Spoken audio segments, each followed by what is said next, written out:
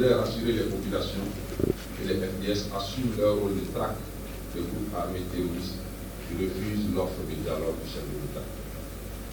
Permettez-moi encore de faire un focus sur les grandes décisions du Conseil supérieur de la défense nationale. Le président du Faso, chef suprême des armées, a convoqué le lundi 20 juin 2022 le Conseil supérieur de la défense nationale pour une session autour de la situation sécuritaire. 3 grandes décisions ont été prises au cours de ce Conseil. Il s'agit en premier de la création d'une brigade de veille de défense patriotique BVDP. Il s'agit d'une importante réorganisation des volontaires pour la défense de la patrie. Bien que le concept des VDP ait fait la preuve de son efficacité sur le terrain, force est de reconnaître que plusieurs insuffisances ont été constatées au fil de sa mise en œuvre. L'idée est de mieux organiser ces VDP afin de les intégrer pleinement dans le dispositif militaire et sécuritaire déployé pour lutter contre le terrorisme. Ce qui va concrètement changer, c'est une hausse des effectifs des VDP pour constituer une réserve opérationnelle pour les forces de défense et de sécurité, un renforcement du processus de sélection pour permettre une meilleure représentativité de toutes les sensibilités de la commune, un meilleur encadrement, une meilleure coordination avec les unités opérationnelles, un meilleur maillage du territoire et enfin une amélioration des conditions de travail de ces VDP. La deuxième décision a consisté à la création de 2 zones d'intérêt militaire. La zone d'intérêt militaire s'entend de toute portion du territoire délimitée pour la conduite des opérations militaires par les forces terrestres ou aériennes et présentant un intérêt tactique dans les circonstances particulières du moment. La zone d'intérêt militaire de la région de l'Est est centrée sur les aires protégées de la région, en l'occurrence la réserve d'Arli, la réserve de Kourtchabou, la réserve de Madouari, celle de Pama, Sengou et du parc national du Loup. Quant à la zone d'intérêt de la région du Sahel, elle couvre la province du Soum.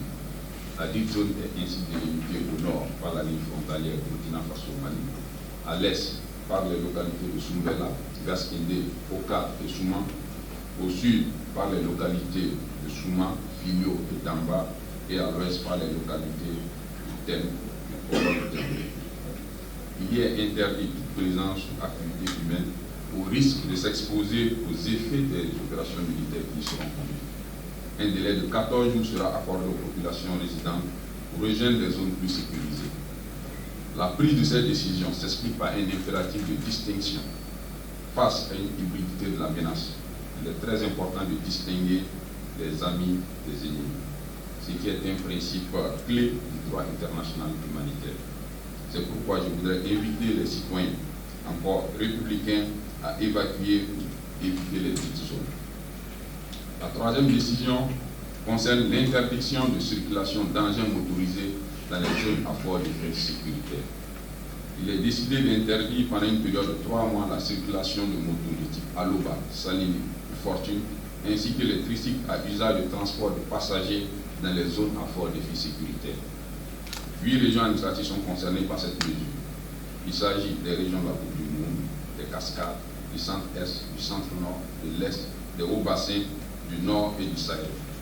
Les autorités administratives compétentes préciseront les provinces, les communes, les villages concernés par cette mesure. Dès la prise de cette mesure, les contrevenants s'exposeront aux défis, aux risques liés aux opérations militaires. Une fois de plus, cette décision répond aux besoins de distinction et de réduction des capacités opérationnelles des groupes armés. Je voudrais à cette étape conclure en disant que toutes ces mesures sont prises dans le cadre des suggestions liées aux nécessités de la défense nationale.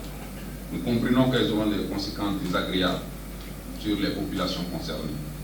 Nous savons aussi compter sur leur compréhension, car des situations exceptionnelles d'insécurité appellent des mesures particulières dont le but ultime est la protection durable des populations.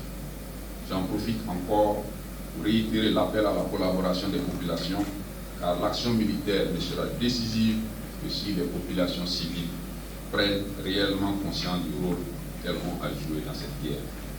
Pour la patrie, nous vaincrons. Je vous remercie.